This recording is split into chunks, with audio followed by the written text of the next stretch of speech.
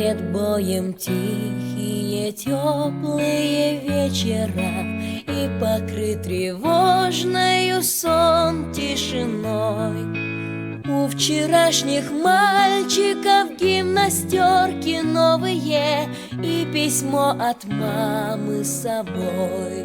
Здесь всю ночь горела звезда одинокая, и туман прозрачный лежит у реки. Здесь березы белые, травы высокие, враг не должен дальше пройти.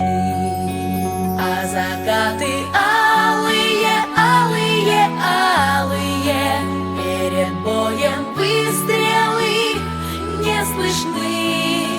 Не об этом вместе с тобою мечтали мы за 4 дня до войны. Полыхнули взрывы, и небо обрушилось, солнца не видать.